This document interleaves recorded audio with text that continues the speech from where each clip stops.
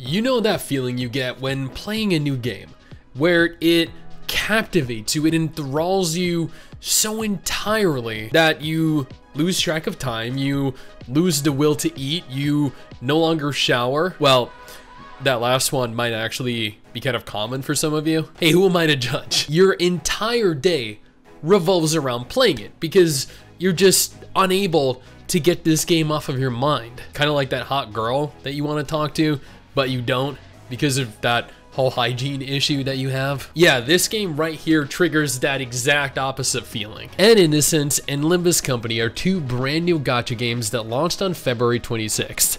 This was horribly awkward timing, as I tend to gravitate towards a single game. Juggling multiple games, each with their own mechanics, can be a daunting, confusing task. With this in mind, Limbus Company looked like a more intriguing game to me, so I opted to begin there. I spent 2 days playing and recording footage, and Limbus Company ended up being one of the more fun, more challenging gacha games that I've played recently. After releasing my dedicated early impressions of Limbus Company, I thought it was fair to dedicate the same amount of time to N-Innocence before releasing an early impressions video for this as well, followed by a much more detailed extended look at both games as part of my Worst Gacha Ever series later this month. And quick spoiler alert, while Limbus Company did pretty much have my undivided attention throughout the course of the day, N-Innocence did not. On the contrary, N-Innocence left me wondering how much more footage I absolutely needed to cover it in an early impressions format. And before you jump down my throat, claiming nonsensical statements like, N-Innocence is amazing, or you don't know what you're talking about, let me explain why I feel that way. Before I explain my thoughts, I want to take a moment here to thank all of our incredible patrons. You guys all allow for me to continue to play games like this for a living, and I can never truly repay that kindness. Also, if you're interested, I stream over on Twitch every single weekend. You should totally come on over and join me. Now, N-Innocence begins with us submerged underwater. No clarification is given as to why that is. Maybe we were isekai'd into this world after nearly drowning in our own. That is definitely capable of happening, right? Then this cute angry girl wakes us up and threatens to kill us, which honestly would not be a horrible way to go.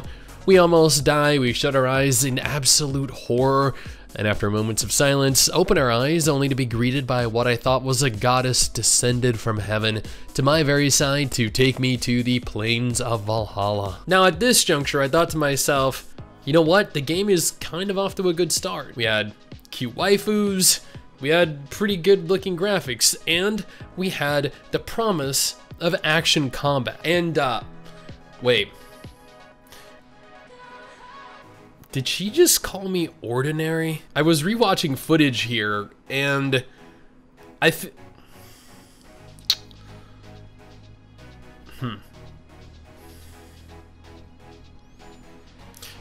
I mean, in the grand scheme of things, it could be worse. You could be below average. After several minutes of character introductions, you're bombarded by an overwhelming number of different tutorials and menus. Here's how you move and jump. Here's how you dodge enemy abilities. Here is how you use your burst. Here is how you switch characters, and further how you utilize a combo switch between multiple characters. Did you know that there were elements present? Every element is strong against one element and weak against another. What about unique arts? Yeah, every character has unique arts as well. There is a chain gauge present that continues to build up over the course of battle, but don't worry about that right now because you're gonna have to quickly learn what divine power is and how your divine power is different to your unique arts. Oh, and you also have SP, which is required to activate divinity. I'm not even kidding, this took place over the span of like a 60-second period. This game isn't complicated. Over the few hours I've played of it so far, I've learned what everything does without issue. But having to learn 13 different mechanics in the span of maybe 90 seconds just doesn't make sense to me. Allow for me to unlock these different features so I can learn them over time. Allow me to tackle this and learn everything at a moderate pace. After making your way through the numerous tutorials, you meet Thor and Mjolnir. Yeah, apparently this is a Norse game, and we meet Loki later on in the game, Freya. Freya is actually one of my main waifus, and you'll realize very quickly why that is after you see her. We have to name ourselves, so naturally I went with Flaccid Stix. Or I would have, but alas, there is a character limit imposed that I was not aware of at the time, and thus it kind of cut off the X in my name. Henceforth, I shall be known as Flaccid Steve, short for Steve, which is also short for Steven. After sitting through a very slow, kinda convoluted, mostly pointless story over the first 30 to 40 minutes, I was introduced to Loki and immediately thought to myself, holy crap, everyone in this game is so goddamn attractive.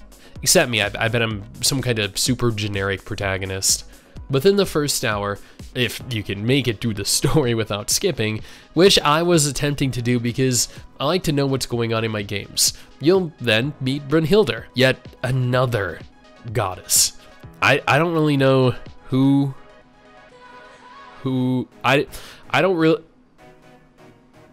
I don't really know who she is or what purpose she serves, but I wish I was that little red-headed kid that she's looking after. After more cutscenes, you're forced into making your first pull.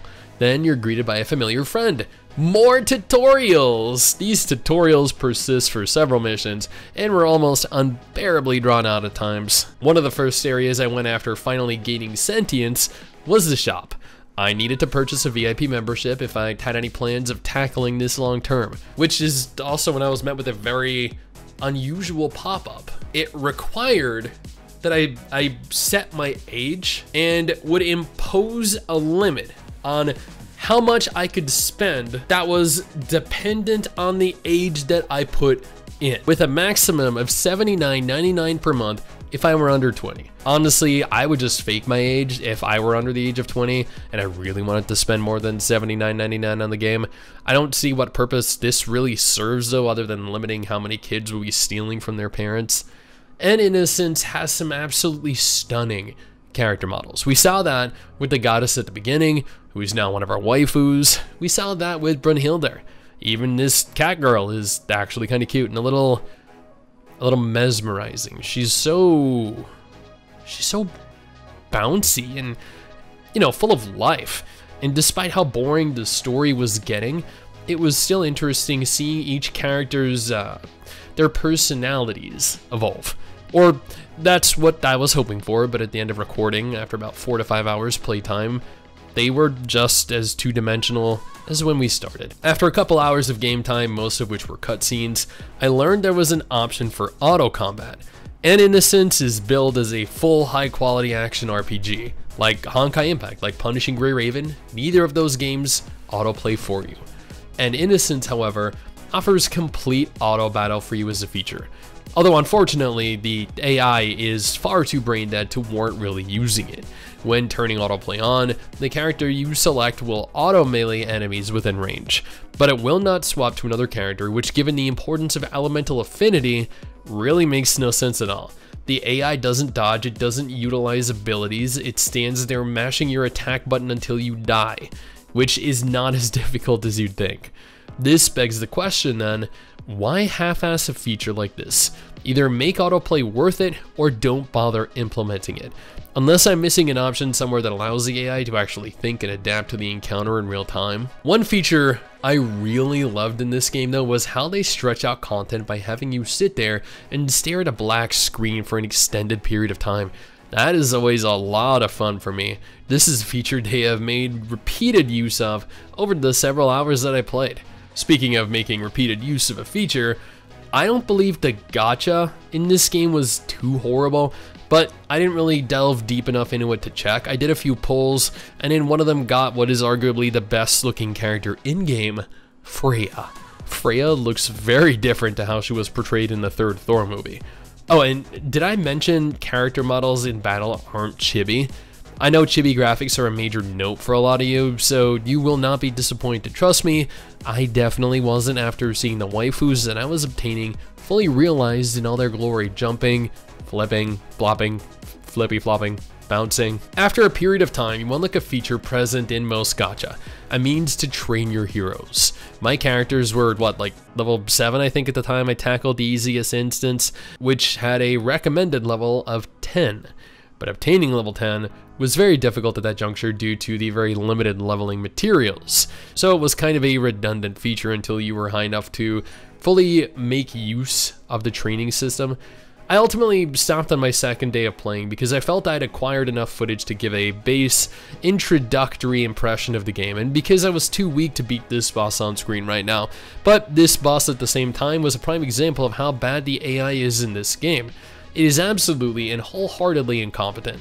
That was the first loss in my 2 days of playing, and was a loss because all my character did was hold his forward key and spam click his attack with his goddamn thumb. N-Innocence is a game that left me struggling to stay awake. With their generic characters, albeit incredible looking character models, their decent combat that is overshadowed entirely by the autoplay features, the overly complex systems that are in place, and the tutorials that fail to fully explain all of them. I wish I had better things to say about this game, but I just don't.